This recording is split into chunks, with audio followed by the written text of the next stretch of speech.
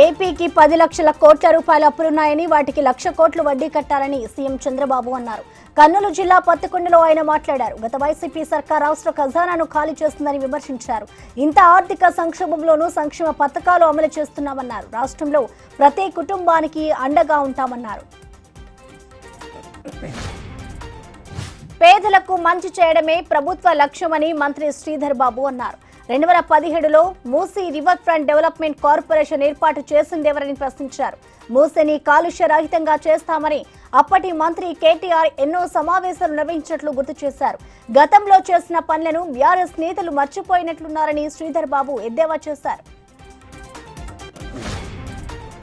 మంత్రి కొండా సురేఖకు తాను నూలుపోగు దండ వేయడాన్ని తప్పుగా చిత్రీకరించిన బీఆర్ఎస్ నేతలను కోర్టుకు ఈడుస్తానని ఎంపీ రఘునందన్ రావు వార్నింగ్ ఇచ్చారు.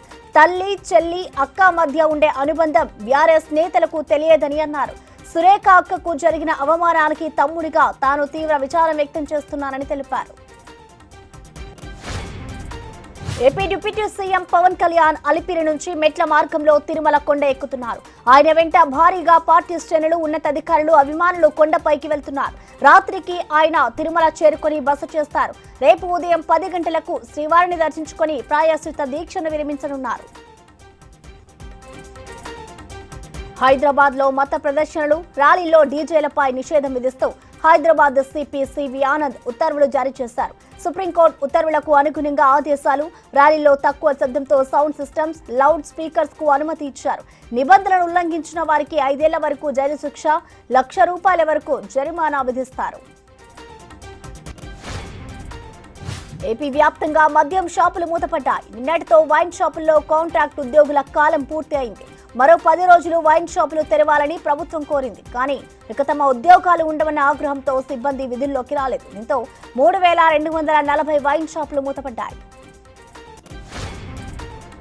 రాజస్థాన్ లో తెలంగాణ సైబర్ సెక్యూరిటీ భారీ ఆపరేషన్ నిర్వహించినట్లు డైరెక్టర్ శిఖా గోయల్ తెలిపారు. దాదాపు 20 రోజుల పాటు ఆపరేషన్ నిర్వహించి 27 మంది సైబర్ నేరగాళ్లను పోలీసులు అరెస్ట్ చేశారు. నిందితుల నుంచి దాదాపు 31 బ్యాగ్ చెక్స్ బుక్స్ ని స్వాధీనం చేసుకున్నారు. ఈ సైబర్ ముఠాపై దేశవ్యాప్తంగా పలు సైబర్ నేరాలు నమోదయ్యాయని అన్నారు. Tamil super star Rajinikanth latest health bulletin వచ్చేసింది. చెన్నై అపోలో ఆసుపత్రి వైద్యులు రజనీకి ఏమైందనే విషయాన్ని బయటపెట్టారు. గుండెకు రక్తం సరఫరా చేసే రక్తనాళాల్లో వాపు వచ్చిందని, దీనికి చికిత్స అందించామని తెలిపారు. ఆయన ఆరోగ్యం ప్రస్తుతం నిలకడగా ఉందని, 2 రోజుల్లో డిశ్చార్జ్ అయిపోతారని క్లారిటీ ఇచ్చారు. బ్యాంకాక్ లోని ఓ స్కూల్ బస్సులో మంటలు చెలరేగిన ఘటనలో దాదాపు 25 మంది వరకు మృతి చెందారు. బస్సులో విద్యార్థులతో పాటు టీచర్లు కూడా ఉన్నట్లు అధికారులు, సహాయక బృందాలు వెల్లడించాయి. ఉదాయ్ తాని ప్రావిన్స్ నుంచి 44 మందితో బయలుదేరిన బ్యాంకాక్ వెళ్తుండగా ఈ ప్రమాదం జరిగింది.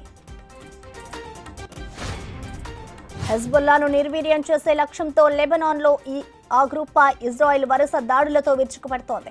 భూతల దాడులు చేపట్టేందుకు ఇప్పటికే ఇజ్రాయెల్ సేనలు ఆ దేశంలోకి ప్రవేశించాయి. ఈ తరుణంలో సరిహద్దు ప్రాంతాల్లోని లెబనాన్ పౌరులు తమ ఇళ్లను ఖాళీ చేసి సురక్షిత ప్రాంతాలకు వెళ్లిపోవాలని ఇజ్రాయెల్ ఆదేశించింది.